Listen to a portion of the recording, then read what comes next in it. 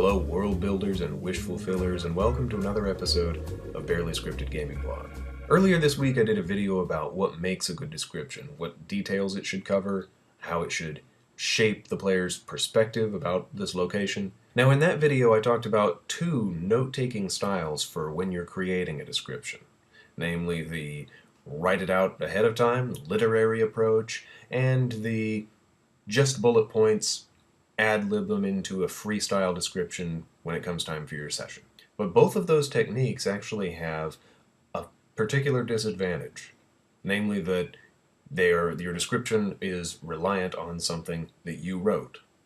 Your prompt for what to tell the players is external rather than internal. The advanced technique that I've been experimenting with, advanced not in the sense that it's harder, but in the sense that it has taken me a large portion of my game mastering career to think of, and I'm sure it's that way for other game masters, is to write your notes and then throw them away. To fashion this location in your head and keep it there. And then revisit it mentally when it comes time to tell your players about it. See, with this method, the notes that you write are more of a tool for anchoring the details in your mind than something to refer to later. Writing it out, seeing the words appear on the page, even feeling the texture of the paper as you form the words with your pen. It's a process to help you solidify the ideas and images in your mind. And so you have a great deal of freedom with how you write them down, because you don't need to refer to or even find this paper again. Although it's good to save it. You might want to turn it into a more polished piece of writing later or revisit that location after the details have come back out of your short-term memory. Now on the surface this might sound like a lazy tool, but in fact I have found it useful as a tool for managing my own laziness. As a game master, I would rather spend time in action mode than description mode. I would much rather be reacting to what the players are doing and coming up with new things to throw at them than describing a location. And so the bad tendency I have as a result is when we get to a new area, I just kind of toss out details here and there, hoping the player will pick up on something and make something happen, kind of alleviate me from having to describe this place any further.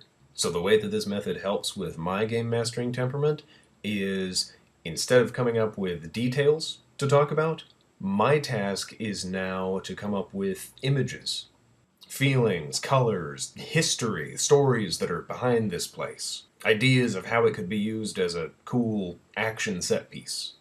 It's just a much more fertile plot of ground for me. And then I have what I need description-wise, what every game master needs, which is to know more about this location than you are going to use during the session.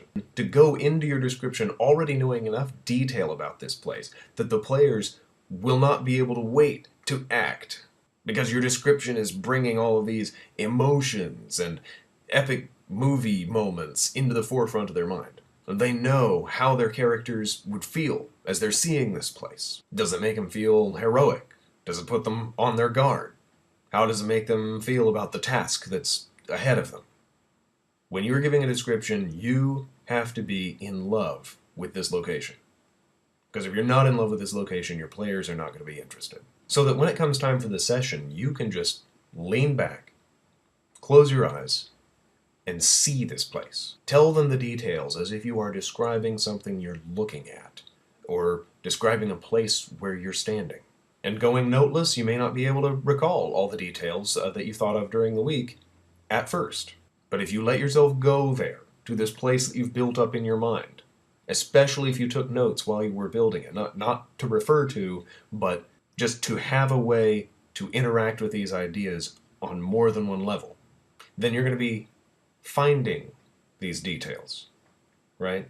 And sharing what you're seeing, rather than trying to remember facts. And if you're like me, where you can't wait to get out of description mode and rather be in action mode, where the players know what they're doing and you're reacting to it, this is how you get out of giving descriptions, is to actually know the location so well, to see it in your head, so that you could keep talking about it as long as the players want to listen. Because that will make them not want to listen, it'll make them want to act. Players want to take action in a location that has captivated your mind and your emotions. So be in love with your locations. Use note-taking as a tool to build up your imagination, not to stand in the place of imagination, and make their wishes come true.